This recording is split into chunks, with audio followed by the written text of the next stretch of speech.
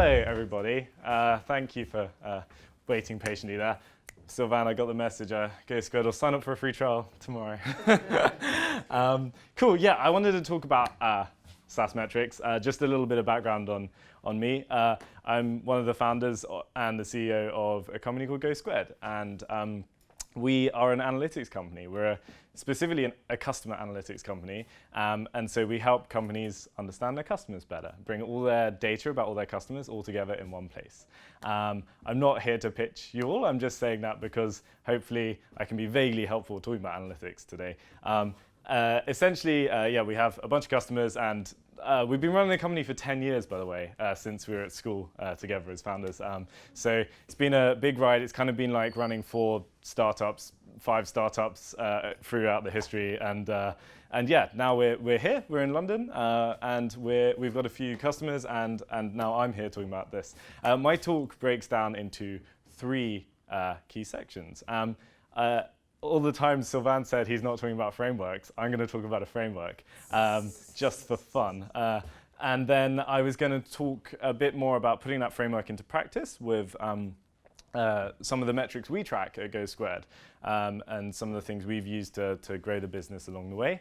And then jump into, hopefully, I don't know, people always love talking about tools. I don't want to necessarily get too bogged down in it, but I thought it might be helpful just to share with you some of the tools that people use, because we see a lot of companies every day with all sorts of analytics setups, most of them horrendous, and hopefully it'll be helpful to maybe look at them quickly.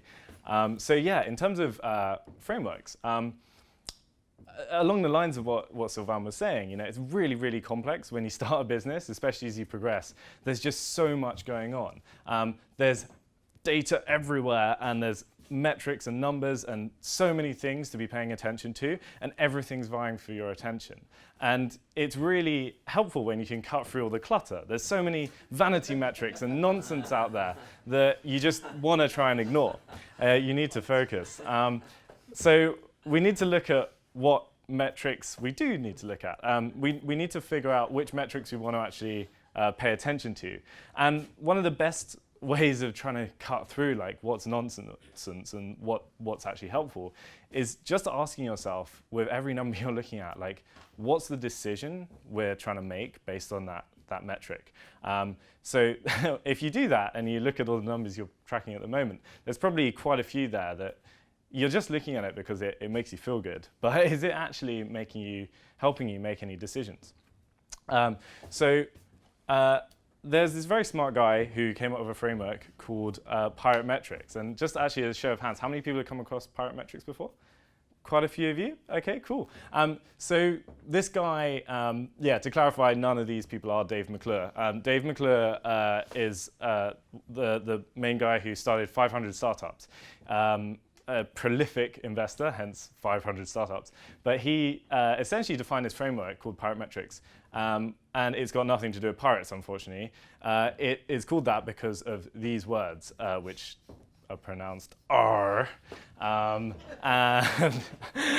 yeah, acquisition, activation, retention, revenue, and referral. And the purpose of this framework is really to just try and put into perspective all these different numbers and try and give you a high-level view of like which numbers relate to what part of the business. It's by no means the only framework out there. It's by no means the definitive only thing you need to pay attention to, but it's been really helpful for us to just think about the different numbers that impact our business. And it's a pretty standard thing out there now. Loads and loads of companies use it to just try and make sense of their business. And so just to actually go into those, just to clarify, like acquisition, it's all about how you get your users. It's all about looking at the numbers that actually, you know, how do users find us? How much does it cost to get a user to us?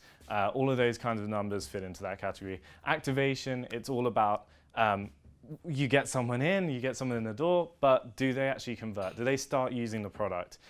You know, it's all well and good getting 1,000 people to sign up to your trial, but if no one can install the damn thing, then they've gone forever.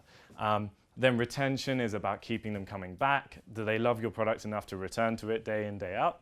Revenue is all about making money, but not just like counting the cash in the bank, but actually figuring out, you know, are we going to be here in 6 months' time based on the money we're making and the rate that we're making it?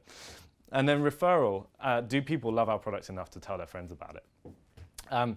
So the metrics we track kind of fall into those categories, and I just wanted to go over a few of them just quickly. And I've used some really, really beautiful cover art and stock photography to try and help make this more exciting than just dull numbers and spreadsheets.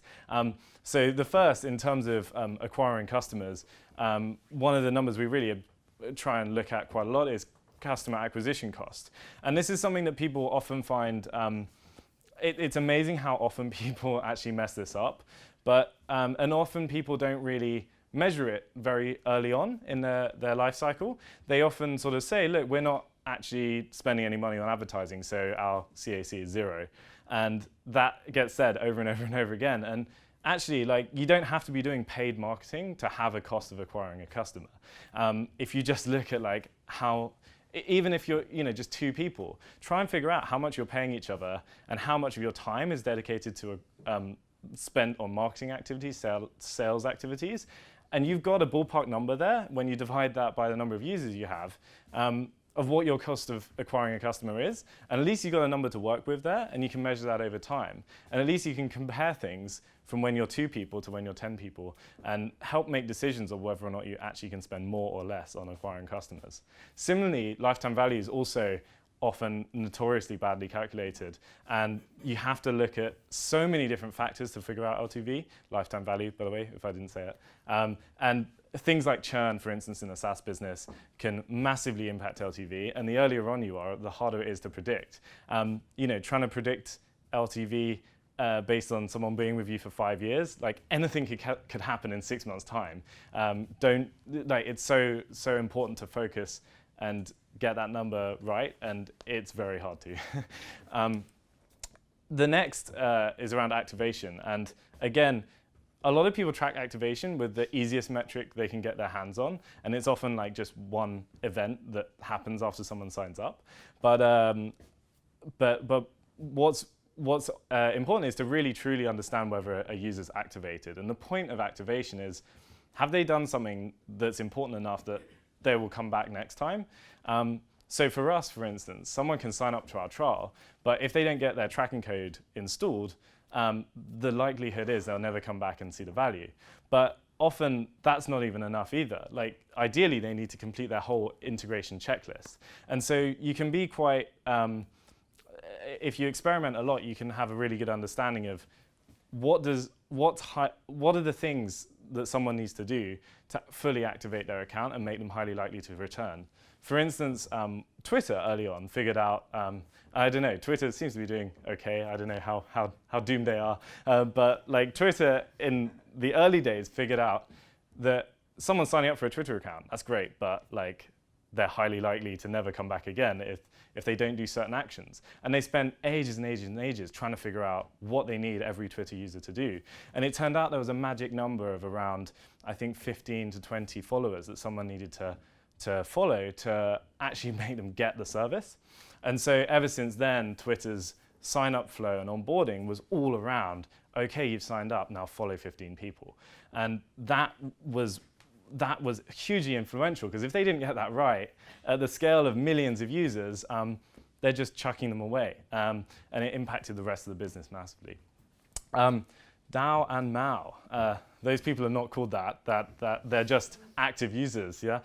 Anyway, incredibly important to measure these. This is one of the best ways of like predicting retention, keeping an eye on these, and they're a very good predictor of whether people will be with you for the long run. Looking at retention, often people look at churn, but depending on how you measure churn, that can often be a lagging indicator. It's all well and good looking at the reason someone cancels, but that's often too late. Keeping an eye on how many active users you have, and especially building a ratio of how many daily to monthly active, how many of your monthly active users are active on a daily basis, is one of the best numbers to keep to have as like one of your top key metrics for measuring retention. Then MRR, monthly recurring revenue. It's amazing how many businesses still get thrown off by the concept of like charging annually versus monthly. I know for a while, like this took us a while to figure out, just looking at the cash that comes into the bank every month versus what you're actually charging customers and actually trying to predict how much you're going to make next month.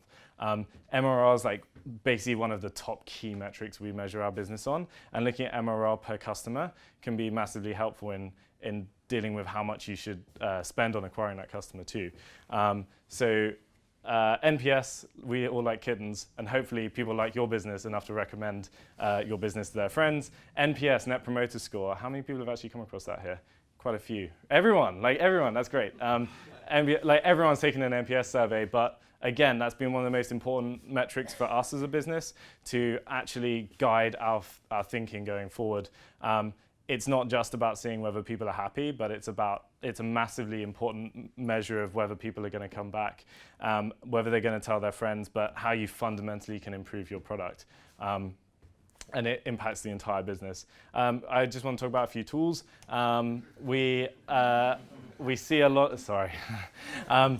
Just keeping you on your toes, that's all. So in terms of tools, we see a lot of tracking setups. But I know many of you probably are quite early in the stages of running a business, and I know a lot of our customers are, and they're often trying to figure out exactly what tools to use, and it's a real pain having to keep on implementing tool after tool after tool. When you're trying to track analytics for a SaaS business, the chances are what you're tracking in 3 months or 6 months' time is going to be completely different, and the tools you need to use are probably going to be completely different too. And also you may have just one website right now, but you may have an iOS app and an Android app, and something else crazy, a watch app. I don't know. No, only joking. In like 6 months' time. But trying to implement tracking for all of those, it can be a massive drain on tech resources. So we highly recommend using something like segment.com, to centralize all of that data, get it in one place, and then, fancy magic move, send it off to other tools. And then everyone obviously knows about Google Analytics, but then sending it off into other user analytics tools so you can dive down into individual user activity is super, super helpful. It's important to get both sides of that equation. And then what is also pretty common these days is when you get to a larger scale, piping data into something like Redshift, which is Amazon's massive data warehouse thing. But the point is, if you send all your data and you're always collecting it, then you actually can do a lot of smart analysis on the data you may not have been paying attention to 6 months ago. So if you can pass it into Redshift and then use various different dashboarding tools like Looker or RJ Metrics or Periscope data, you can do much more deep dive data analysis when you finally get your data scientist person, which would be nice. That's just a quick look at some tools. Measuring NPS, sounds like everyone knows NPS. Measuring cohorts, incredibly helpful for when you're trying to understand whether your product changes are actually paying off.